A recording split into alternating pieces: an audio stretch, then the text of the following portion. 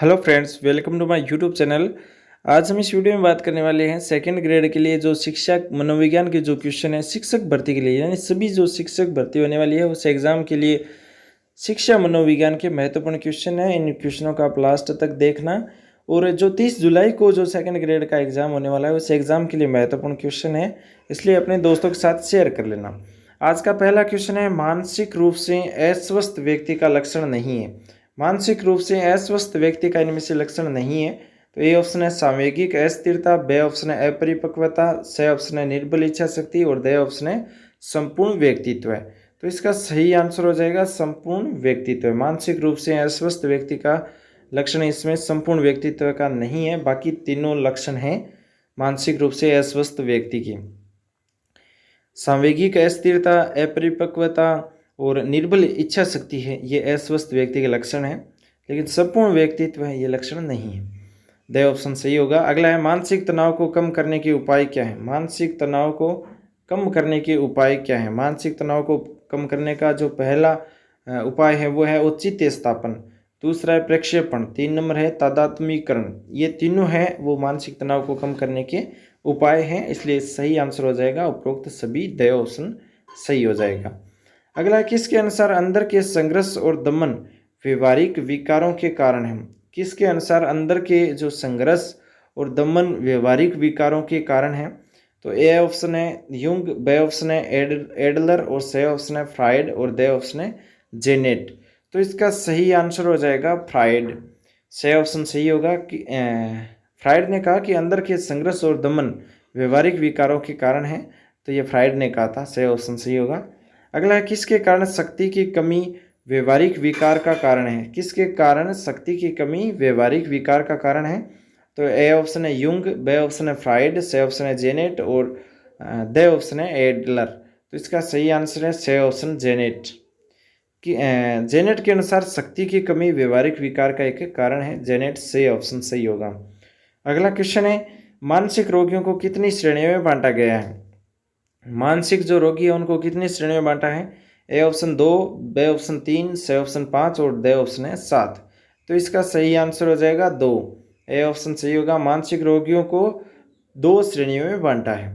अगला है, कौन सा रोग गंभीर है जिसका उपचार किसी भी सरल नहीं है। यानी कौन सा रोग गंभीर है जिसका उपचार भी सरल नहीं है। ए ऑप्शन है मनोदौर्बल्य, 2 नंबर है मनोविक्षेप और से है ए बे दोनों और उपरोक्त सभी में से कोई नहीं है। द ऑप्शन है उपरोक्त में से कोई नहीं। तो इसका सही आंसर है मनोविक्षेप है। मनोविक्षेप है ये एक गंभीर रोग है जिसका उपचार भी सरल नहीं है। बे ऑप्शन इसका सही हो जाएगा। अगला जो क्वेश्चन है वो है, मनोदौर्बल्य के अंतर्गत कौन सा रोग आता है। मनोदौर्बल्य के अंदर कौन सा रोग आता है। ए ऑप्शन स्थिर भ्रम, बे ऑप्शन उत्साह विशद और 3 नंबर है स्नायविक और 4 नंबर है चक्र मनोदशा। तो इसका सही आंसर है सी ऑप्शन स्नायविक है। स्नायविक ये मनोदौर्बल्य के अंतर्गत आता है। स्नायविक से ऑप्शन सही होगा। अगला है, मनोविक्षेप के अंतर्गत कौन सा रोग आता है। मनोविक्षेप में कौन सा आता है। ए ऑप्शन चिंता, बी ऑप्शन हठ प्रवृत्ति, सी ऑप्शन उन्माद और 4 नंबर है चक्र मनोदशा। तो इसका सही आंसर हो जाएगा उन्माद। मनोविक्षेप के अंतर्गत आता है उन्माद। सी ऑप्शन इसका सही होगा। अगला है, कुसुमायोजन से तात्पर्य है। कुसुमायोजन से तात्पर्य क्या है। कुसुमायोजन से तात्पर्य क्या है। ए ऑप्शन बालक और उसके वातावरण में असंतुलन, बी ऑप्शन है स्वार्थी व असामाजिक होना, सी ऑप्शन है संवेगात्मक असंतुलन और द ऑप्शन है उपरोक्त सभी। तो इसका सही आंसर हो जाएगा बालक और उसके वातावरण में असंतुलन। कुसुमायोजन से तात्पर्य है बालक और उसके वातावरण में असंतुलन। बी ऑप्शन है स्वार्थी व असामाजिक होना, सी ऑप्शन है संवेगात्मक असंतुलन और द ऑप्शन उपरोक्त सभी। तो ये तीनों हो गए कुसुमायोजन से तात्पर्य। अगला है, समायोजन की प्रक्षेपण प्रविधि है। समायोजन की प्रक्षेपण प्रविधि कौन सी है। तो ए ऑप्शन प्रत्यक्ष विधि, 2 नंबर है अप्रत्यक्ष विधि, सी ऑप्शन है क्षतिपूरक विधि और द ऑप्शन है आक्रामक विधि। तो इसका सही आंसर हो जाएगा अप्रत्यक्ष विधि है वो समायोजन की प्रक्षेपण प्रविधि है। बे ऑप्शन सही होगा। अगला क्वेश्चन है, विद्यार्थियों के अच्छे मानसिक स्वास्थ्य के लिए कौन सी व्यूह रचना उपयुक्त नहीं है। विद्यार्थियों के अच्छे मानसिक स्वास्थ्य के लिए कौन सी व्यूह रचना उपयुक्त नहीं है। ए ऑप्शन शिक्षक का सहानुभूतिपूर्ण व्यवहार। बी ऑप्शन है छात्रों को स्व अनुशासन के लिए प्रेरित करना। सी ऑप्शन निर्देशन कार्यक्रम की व्यवस्था करना। और डी ऑप्शन है अत्यधिक गृह कार्य देना। तो इसका सही आंसर है अत्यधिक गृह कार्य देना। डी ऑप्शन सही है। विद्यार्थी को अच्छे मानसिक स्वास्थ्य के लिए व्यूह रचना उपयुक्त नहीं है, वो है अत्यधिक गृह कार्य देना। अगला है एक मानसिक रूप से स्वस्थ व्यक्ति हर नई परिस्थितियों को समझता है और मानसिक रूप से स्वस्थ व्यक्ति कौन सा है। तो एक अच्छा प्रकार समायोजित हो जाता है, वह एक मानसिक रूप से स्वस्थ व्यक्ति है। एक मानसिक रूप से स्वस्थ व्यक्ति हर नई परिस्थितियों को समझता है और अच्छे प्रकार समायोजन हो सकता है। तो ए ऑप्शन इसका सही हो जाएगा, अच्छी प्रकार समायोजन हो सकता है। अगला है किशोरों की मानसिक अस्वस्थता से शैक्षिक जो संस्थाओं में क्या निदान कर सकते हैं। किशोरों की मानसिक अस्वस्थता से शैक्षिक संस्थानों में क्या निदान कर सकते हैं। ए ऑप्शन है स्वस्थ प्रद वातावरण प्रदान करके। बी ऑप्शन है प्रभावशाली शिक्षण वातावरण प्रदान करके। सी ऑप्शन आवश्यकता आधारित पाठ्यक्रम प्रदान करके।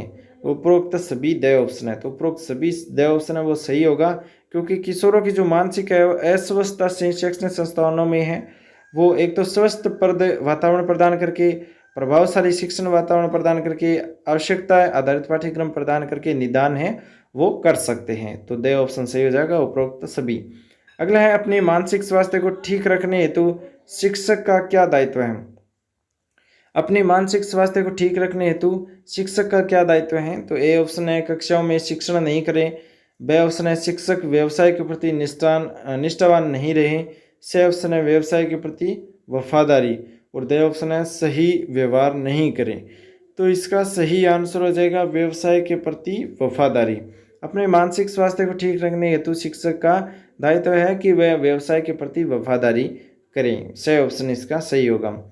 अगला क्वेश्चन है प्रतिरक्षा प्रक्रिया क्या है। प्रतिरक्षा प्रक्रिया क्या है। ए ऑप्शन चेतन व्यवहार। बी ऑप्शन न्याय संगत एवं तार्किक। सी ऑप्शन प्रत्यक्ष विधि। और डी ऑप्शन है व्यक्तित्व का रक्षा कवच। तो इसका सही आंसर हो जाएगा व्यक्तित्व का रक्षा कवच। डी ऑप्शन सही होगा, प्रतिरक्षा प्रक्रिया है व्यक्तित्व का रक्षा कवच। अगला है समायोजन की समस्या के कारक है। समायोजन की समस्या के कारक कौन से हैं। ए ऑप्शन तनाव। बी ऑप्शन दुश्चिंता। सी ऑप्शन कुष्ठा। और डी ऑप्शन उपरोक्त सभी। तो इसका सही आंसर उपरोक्त सभी। समायोजन की समस्या के कारक है, देखिए तनाव, दुश्चिंता, कुष्ठा, ये तीनों हैं समायोजन की समस्या के कारक, इसलिए उपरोक्त सभी इसका सही आंसर हो जाएगा। अगला है कौन सा संतुलित समायोजन का क्षेत्र नहीं है। कौन सा संतुलित समायोजन का क्षेत्र नहीं है। ए ऑप्शन अच्छा शारीरिक स्वास्थ्य। बी ऑप्शन है सामवेगिक संतुलित। सी ऑप्शन है अवधान की मांग। और डी ऑप्शन है कार्य कुशलता। इसका सही आंसर हो जाएगा अवधान की मांग। कौन सा संतुलित समायोजन का क्षेत्र नहीं है, तो वो है अवधान की मांग। ये समायोजन का क्षेत्र नहीं है। बाकी समायोजन के क्षेत्र कौन से देखिए, अच्छा शारीरिक स्वास्थ्य, सामवेगिक संतुलन, कार्य कुशलता, ये अच्छा जो संतुलित समायोजन का क्षेत्र है, लेकिन अवधान की मांग नहीं है। अगला है मानसिक आरोग्यता के विज्ञान को आरंभ करने का श्रेय दिया जाता है। मानसिक आरोग्यता के विज्ञान को आरंभ करने का श्रेय दिया जाता है। तो A option Hadfield. B option Ledell. C option Jones. और डी ऑप्शन है C.W. बियर्स। तो इसका सही आंसर हो जाएगा C.W. बियर्स। मानसिक अयोग्यता के विज्ञान को आरंभ करने का श्रेय दिया जाता है C.W. बियर्स को। डी ऑप्शन इसका सही होगा। अगला है जब किसी व्यक्ति के समक्ष दो धनात्मक लक्ष्य उपलब्ध हो परंतु वह दोनों को प्राप्त करने की स्थिति में नहीं हो, तो उस द्वंद्व को क्या कहते हैं। जब किसी व्यक्ति के समक्ष दो धनात्मक लक्ष्य उपलब्ध हो परंतु वह दोनों को प्राप्त करने की स्थिति में नहीं हो, तो उस द्वंद्व को क्या कहते हैं। तो ए ऑप्शन ग्राह्य द्वंद्व। बी ऑप्शन परिहार द्वंद्व।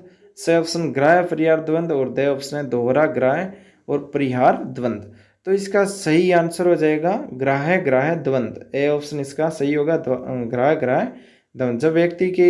जब किसी व्यक्ति के समक्ष दो धनात्मक लक्ष्य उपलब्ध हो परंतु वह दोनों को प्राप्त करने की स्थिति में नहीं हो, तो वह द्वंद्व है ग्राह्य द्वंद्व। ए ऑप्शन इसका सही होगा। अगला क्वेश्चन है बालक का मानसिक स्वास्थ्य निर्भर करता है। बालक का मानसिक स्वास्थ्य वो किस पर निर्भर करता है। ए ऑप्शन परिवार पर। बी ऑप्शन विद्यालय पर। सी ऑप्शन समुदाय पर। और डी ऑप्शन उपरोक्त सभी पर। तो इसका सही आंसर है उपरोक्त सभी पर। जो बालक का जो मानसिक स्वास्थ्य है वह परिवार पर निर्भर करता है, परिवार पर, उसके बाद में विद्यालय पर निर्भर करता है, विद्यालय पर, उसके बाद में समुदाय पर निर्भर करता है, समुदाय पर भी निर्भर करता है। तो ये तीनों हो जाएगा, उपरोक्त सभी इसका सही आंसर हो जाएगा। ये थे शिक्षा मनोविज्ञान के क्वेश्चन। इससे आगे क्वेश्चन देखने के लिए चैनल सब्सक्राइब कर ले, इस वीडियो को लाइक कर ले, अपने दोस्तों के साथ शेयर कर ले। एक क्वेश्चन को लगभग 2-3 बार रिपीट कर ले ताकि आपको जल्दी से जल्दी याद हो जाए। इसलिए अपने दोस्तों के साथ शेयर जरूर करें ताकि उनको भी पता चले शिक्षा मनोविज्ञान के क्वेश्चन किस तरह के आने वाले हैं सेकंड ग्रेड में या शिक्षक भर्ती में। Thanks for watching. आपका दिन शुभ हो।